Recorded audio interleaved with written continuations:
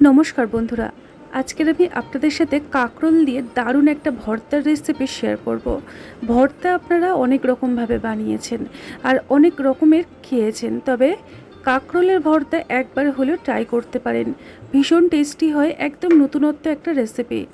তার জন্য প্রথমে কাঁকরোলগুলোকে কেটে নিতে হবে আর চেষ্টা করবেন একদম কচি ধরনের যে কাঁকরোলটা হবে ওটাই নেওয়ার, কারণ ভর্তা দেখবেন বেশি দানা থাকলে ভালো লাগে না খেতে।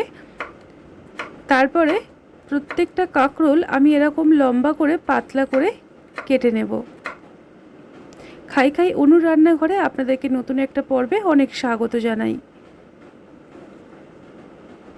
একই রকমভাবে সমস্ত কাঁকরোল পাতলা করে কেটে বারে বারে জল পাল্টে ধুয়ে নিয়ে একটা প্লেটের মধ্যে রেডি করে নিলাম। এবারে রেসিপিটা তৈরি করব, তার জন্য একটা ফ্রাই প্যানের মধ্যে 2 চামচ পরিমাণে সর্ষের তেল খুব ভালো করে গরম করে অল্প একটু লবণ দিয়ে দিলাম। তেলটাকে চেষ্টা করবেন কড়াইয়ের চারিদিকটাই লাগিয়ে দিতে। তারপরে আগের থেকে রেডি করে রাখা কাঁকরোলগুলোকে তেলের মধ্যে দিয়ে ভালো করে নাড়িয়ে চাড়িয়ে রেডি করে নেব। এখন এটাকে ঢাকনা দিয়ে কম আঁচে 5 মিনিট সাইডে রেখে দেব। এই ভর্তা তৈরি করার জন্য আমি নিয়েছি কিছু উপকরণ, সেগুলো হলো 1 ইঞ্চি পরিমাণে আদা, 2টো মাছের টুকরো রুই মাছ, আর একটা গোটা রসুন, আর বেশ কিছুটা পরিমাণে গোটা শুকনো লঙ্কা। তার সাথে থাকছে একটা গোটা পেঁয়াজ। প্রথমে রসুনগুলোকে গ্রেট করে নিতে হবে। সমস্ত রসুনগুলোকে গ্রেট করে নিলাম। চেষ্টা করবেন রসুনের পরিমাণটা একটু বেশি করে দিতে। তারপরে আদাটাকেও গ্রেট করে নেব। আদা রসুন গ্রেট করা হয়ে গেছে। এখন পেঁয়াজটাকে ছোট্ট ছোট্ট করে কুচিয়ে নিতে হবে। যতটা ছোট করা যায় ততটাই ভালো।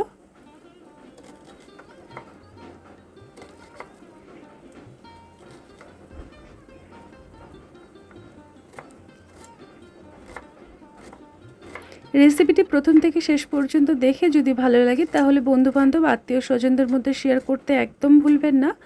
যদি নতুন হয়ে থাকেন তাহলে আমার চ্যানেলটিকে একবার ভিজিট করতে পারেন। ভালো লাগলে সাবস্ক্রাইব করে সাথে থাকবেন। খাই খাই অনুর রান্নাঘরের প্রত্যেকটা রেসিপি হয় সহজ, সরল আর সাধারণ।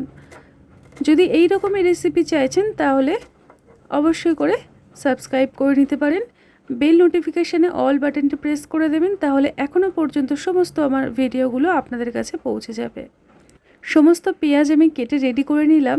এবারে চলুন ঝটপট ভর্তাটি তৈরি করে নেওয়া যাক। তো যতক্ষণ আমি সবগুলো রেডি করছিলাম তার মধ্যে দেখুন কম আছে আমি কাঁকরোলগুলোকে ঢাকনা দিয়ে রেখে দিয়েছিলাম। কালারটা পুরোপুরি চেঞ্জ হয়ে গেছে আর খুব ভালোভাবে নরম হয়েছে। তবে একদম সুসেদ্ধ করতে হবে না, একটু কাঁচা থাকতে হবে।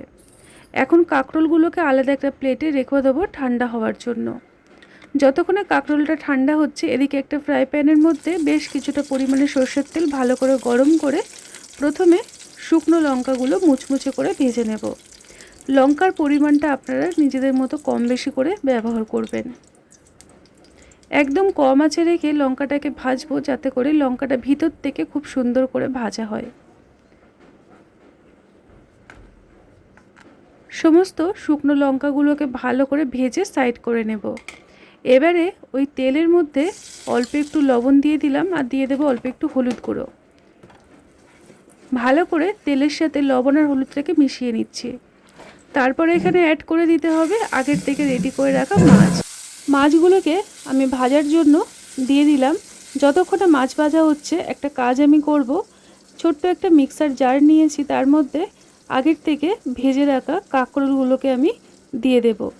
তবে ঠান্ডা করে তবেই কিন্তু পেস্ট করতে হবে। আপনারা চাইলে শিলেও কিন্তু খুব সুন্দর করে বেটে নিতে পারেন।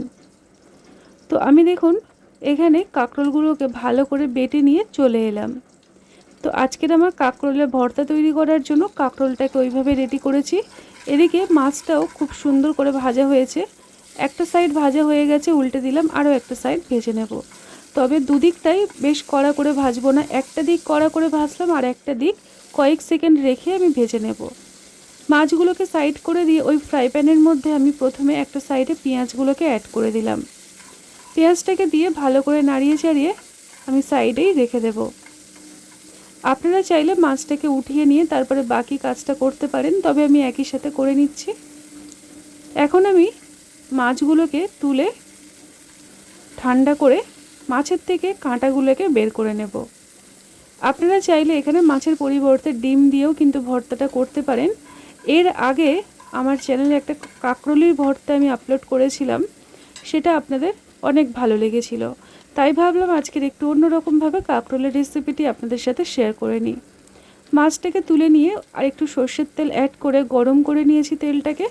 কালো জিরে আর রসুন ফোড়নে দিয়ে দিলাম। যে রসুনটাকে আগের থেকে গ্রেট করে রেখেছিলাম, বেশ কিছুক্ষণ মোটামুটি 1 থেকে 1.5 মিনিট রসুনটাকে ভালো করে ভেজে নিতে হবে। এখন রসুন, কালো জিরে আর পেঁয়াজ একই সাথে ভেজে নিচ্ছি। একটু সময় নিয়ে ভেজে নিলে তাহলে টেস্টটা খুব ভালো আসবে। তারপরে গ্রেট করে রাখা আদা অ্যাড করে দিলাম। আদাটাকে দিয়েও ভালো করে পেঁয়াজের সাথে ভেজে নেব, তবে বেশিক্ষণ ভাজবো না, তাহলে তেতো হয়ে যাবে, খেতে ভালো লাগবে না। এবারে এখানে আমি অ্যাড করে দেব খুব সামান্য পরিমাণে হলুদ গুঁড়ো আর তার থেকেও কম পরিমাণে কাশ্মীরি রেড চিলি পাউডার।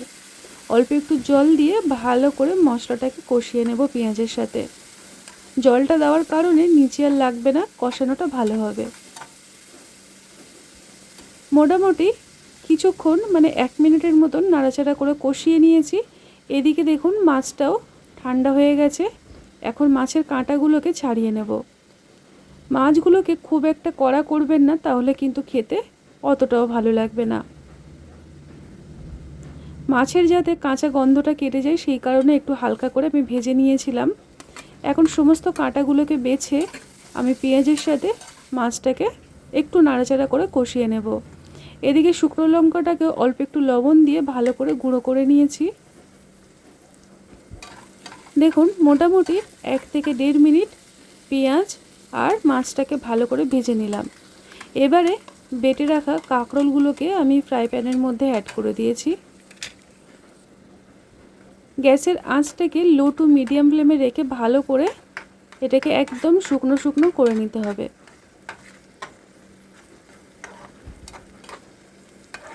কিছুক্ষণ এইভাবেই কড়াইতে নাড়াচাড়া করে তারপরে আমি সব কিছুর সাথে অ্যাড করে দেব। আর ভেজে রাখা গোটা শুকনো লঙ্কা সেটাকেও দিয়ে দিলাম। এখন হাতে একটু সময় নিয়ে একদম এইরকম ভাজা ভাজা করে নিতে হবে। যখন দেখবেন তলায় এইরকম লেগে যাচ্ছে, তখনই বুঝতে পারবেন ভর্তা একদম রেডি। এখন একটা পাত্রের মধ্যে গরম গরম পরিবেশন করে নিয়ে আপনাদেরকে দেখিয়ে দিচ্ছি কতটা লোভনীয় হয়েছে, যেটা ভাত, রুটি, পরোটা সব কিছুর সাথে খেতে দুর্দান্ত লাগে। বিশেষ করে ঝরঝরে ভাত দিয়ে খেতে অপূর্ব লাগে। তো বন্ধুরা, রেসিপিটি প্রথম থেকে শেষ পর্যন্ত দেখে যদি ভালো লাগে প্লিজ লাইক দিয়ে সাথে থাকবেন। আজকের মতো এই পর্যন্ত।